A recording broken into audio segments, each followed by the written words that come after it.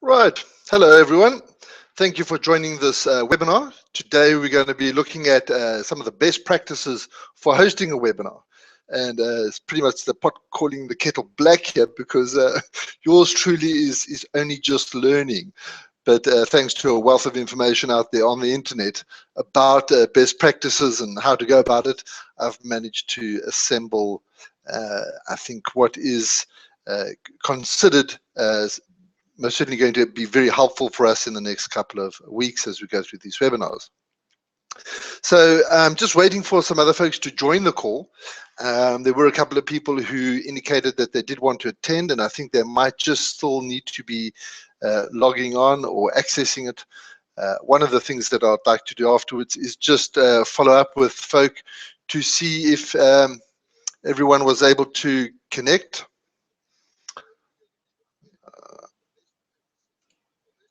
I also have just noticed that I've got a feedback coming through on my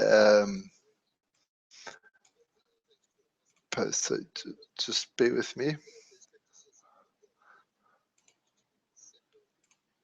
Right, so I had a little bit of a tricky thing developed there. I had the event page open in one of my other tabs, and the feed was coming through to that page, and it was had about a 10 or 20-second delay, so I was sort of hearing myself in an echo effect. Okay, so I think we've got off to the right start. We can get going now. I've got a presentation that I'd like to share, so let me go over to the screen share mode, and I'll whip that presentation up and share that with you. So right, you should be able to all see the presentation now, and let me talk you through that. Okay, so the things that we'll be covering on this call is really just looking at our computers, the camera, audio, browsers, Google Hangouts, and then we'll wrap up with some quick tips. So starting off with our computers, if you've got a computer that you've bought within the last 2 years, pretty much good to go. But anything older than that, I would suggest you look at a couple of things. So firstly, the processor. You should have at least a 2 gigahertz dual core processor. RAM, you should ideally have at least 4 gigabytes. The more, the better. So if you are in the market to upgrade, now would be a good time. From a network connection point of view, you can use Wi-Fi, but it would be preferable to have a fixed cable. So if you can run a cable from your PC to your modem, that is by far the more reliable and stable means to connect. Bandwidth, well, it is what it is. You've got whatever bandwidth you've got, and we'll just have to obviously work with that. But 2 megs is typically the minimum that one should have for streaming. Okay, cameras. So I use the Logitech C920. It's a widescreen lens, and it works with both the PC or the Mac. It's got full high definition. So you really good quality coming through. I hope that the quality of what you're seeing now is indicative of that. A great thing about this camera is it allows you to switch, or well, it automatically switches resolution based on your bandwidth. So if there's a drop in the bandwidth, the resolution is automatically dropped down. It's also got an autofocus lens and a low light correction, and retails for around $80. So it's not the cheapest camera on the market, but I think it's a once-off investment, and you most certainly won't end up having to replace it anytime soon. From the audio perspective, you could typically go with a headset. You definitely not to use your computer mic and speakers. This causes feedback, and it just makes it untenable for people on the call. So you definitely need to have a headset.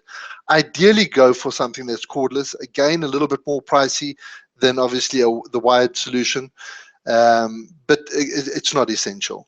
I use the Logitech H800.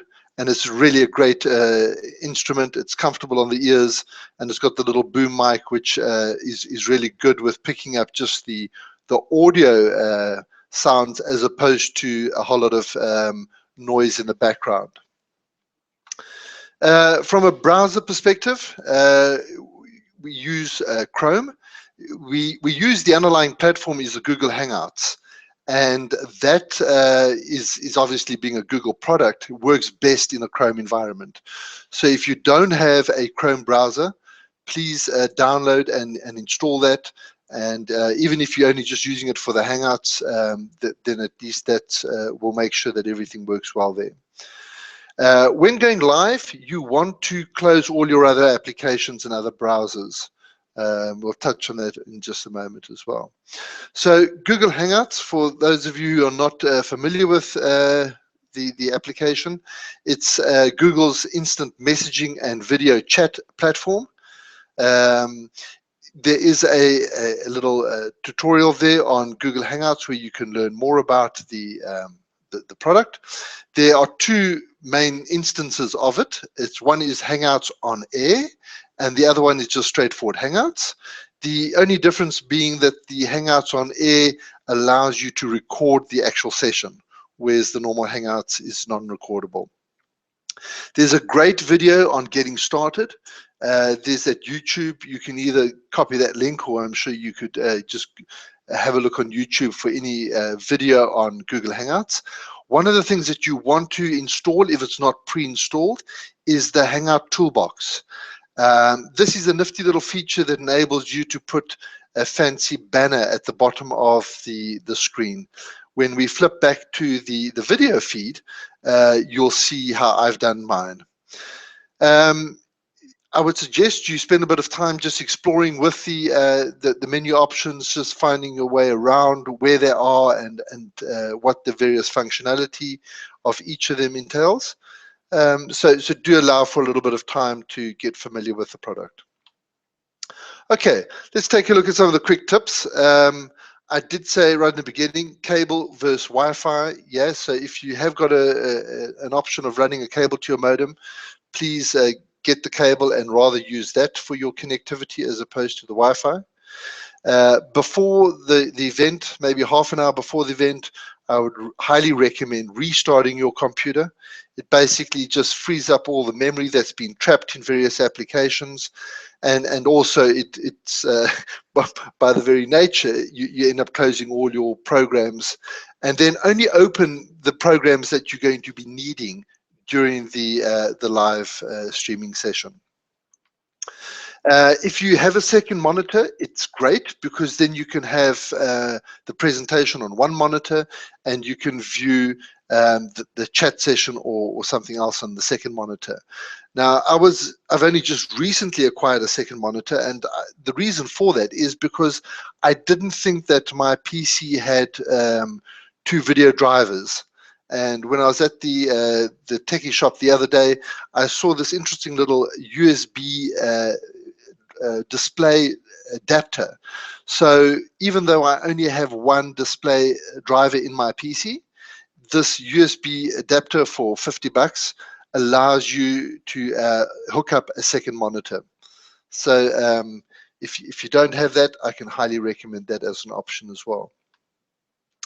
Show up early, guys. It's important that we start on time, and there's always sort of last minute surprises and little glitches along the way.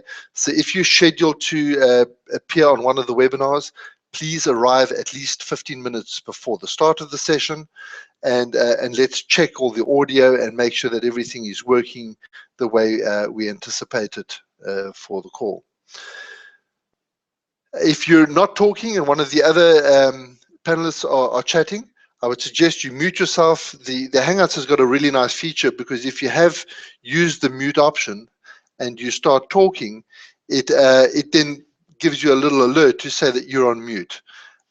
So I would highly recommend that, because then obviously you avoid picking up any keyboard or background noises. If there's a couple of panelists on the call, I would suggest that before you start talking, just introduce yourself again, and that way allow people to become a little bit more familiar with the team. Camera angle, you don't want to put the camera on the desk pointing up at your nose. So the best place to put it is either on your monitor or at eye height. So the nice thing with the Logitech camera that I have, it's got a nice little bracket for mounting on top of your monitor.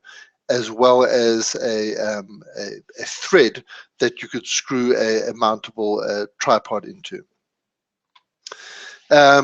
Any clutter that's behind your desk, or anything that's on the walls behind it's that painting that you were planning on hanging that hasn't been mounted yet, please move those out the way and clear the clutter so that it has got a professional look.